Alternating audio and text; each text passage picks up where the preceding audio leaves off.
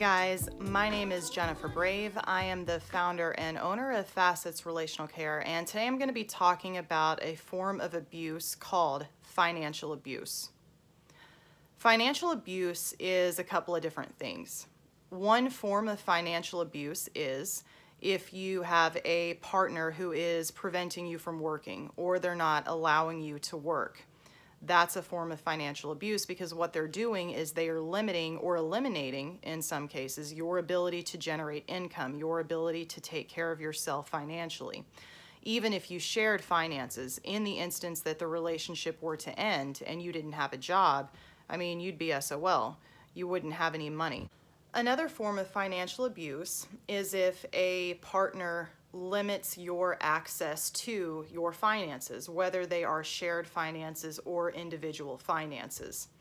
You have the right to access your money. This is something that I experienced in my marriage, and this is something that should have been a red flag to me that I didn't pick up on before we got married, even though this was behavior that my ex-husband was demonstrating while we were engaged. One thing that he was really insistent upon was that we have a shared bank account and that I was not allowed to have my own bank account.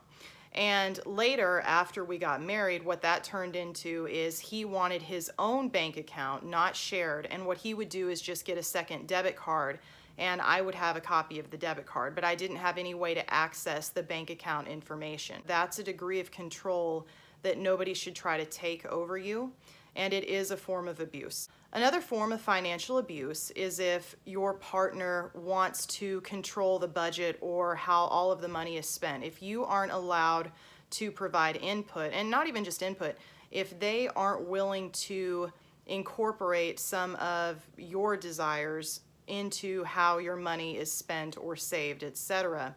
This is another form of financial abuse because, again, this is an example of a person that's trying to completely control the finances so that you don't have any ability to care for yourself.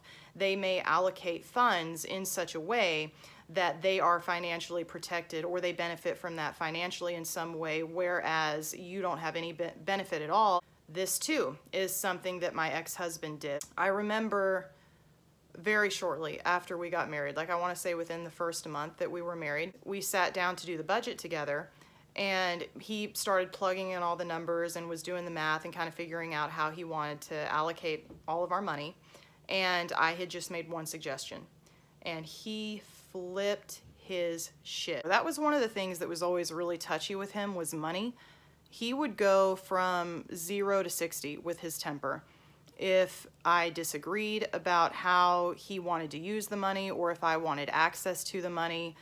If you're with somebody and they're that controlling and they're that picky over the money, if they seem like they're getting really testy anytime that you have a disagreement about how money is spent. By the way, another thing to look for is even if you're not married, in other words, if this person doesn't have any legal right to your money at that time, if they've got a lot of opinions on how you should be spending your money and they tell you what to do with it and they're unhappy with you if you don't manage it the way that they tell you you should, that's another red flag. This too actually happened to me while I was dating my ex-husband, and it's a red flag that I missed.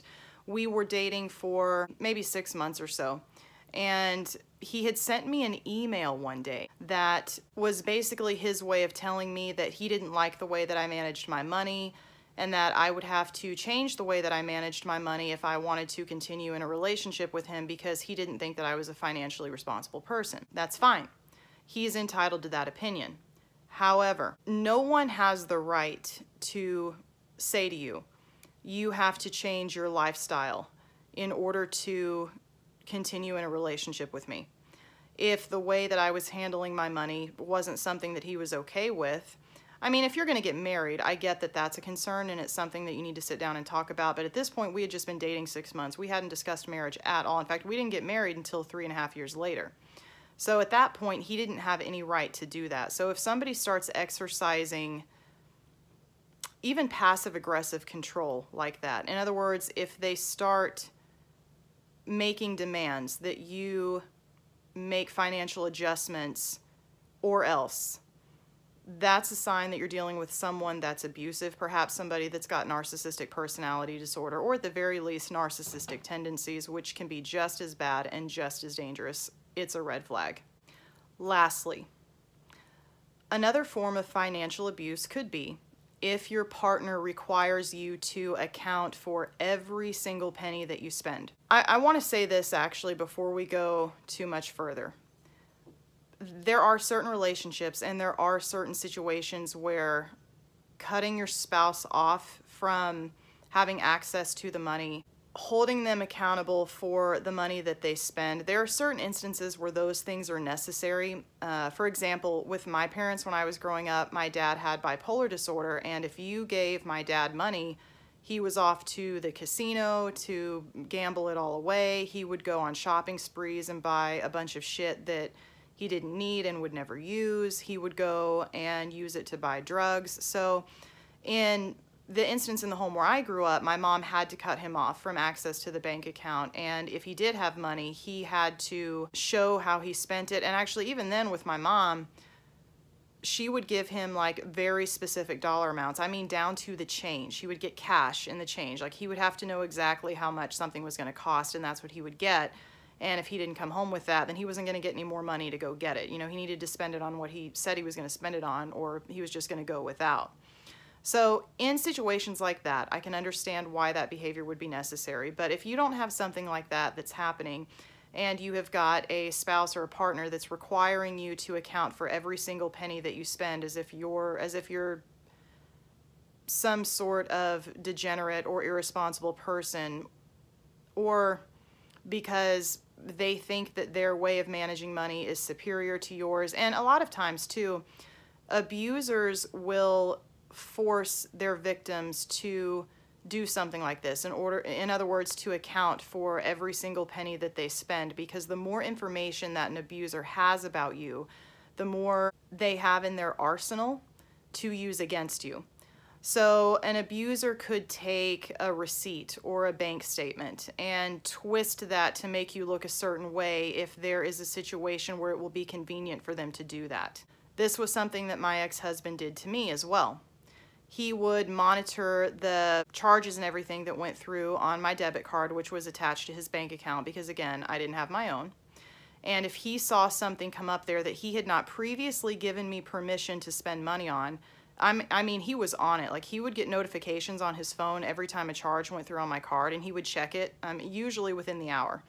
And I would spend something, and if it wasn't something that he had previously approved for me, as if I was a child, I would get a text message. Why did you spend this money? I didn't give you permission to spend that money. I told you that the money that is in here you have to spend on X, Y, and Z. Now we're not going to be able to spend it on X, Y, and Z. And the implication there being that, again, his budget was the only way to manage money, and how dare I spend money outside of that budget. I mean, I couldn't get Starbucks, I couldn't get a cup of coffee without his permission. Because if it didn't fit into his budget, then me getting a cup of coffee to him was frivolous, and it was irresponsible, and it was childish. And so making me share a bank account so that he could monitor every single transaction that I made, and holding me accountable for every transaction that I made. I mean, he would know when I had cash, and if I came to him and said, hey, is it okay if I spend money to go to dinner with my friend? And he would say, well, I thought you had $23 in cash, because I don't have dinner with your friend in our budget. And I would say, I did have $23 in cash, and I was at the bookstore the other day and I got a couple books. And he would say, well, you shouldn't have spent that money on books, because I didn't put any room in the budget for you to go have dinner with your friend. So it really was a very like parent-child type of relationship in that instance, and I mean really in all other instances as well. And if that's the sort of abuse that you're being subjected to, that is the type of relationship that you have, where one partner is like a parent and the other partner is like a child, and that's not okay. Both partners have access to the money, they have the right to work, they have the right to make decisions about the budget and how money should be allocated, and both partners are adults who should be trusted to manage the money responsibly unless they have consistently proven that they cannot do so otherwise. Both partners have the right to go have a good time with their money. You don't have to agree with how another person spends their money, and they don't have to agree with you. You have the right to spend your money as you want to, provided that you aren't causing detrimental harm to other members of the family with the absence of that money. So, those are some examples of financial abuse, another type of abuse that is not often talked about.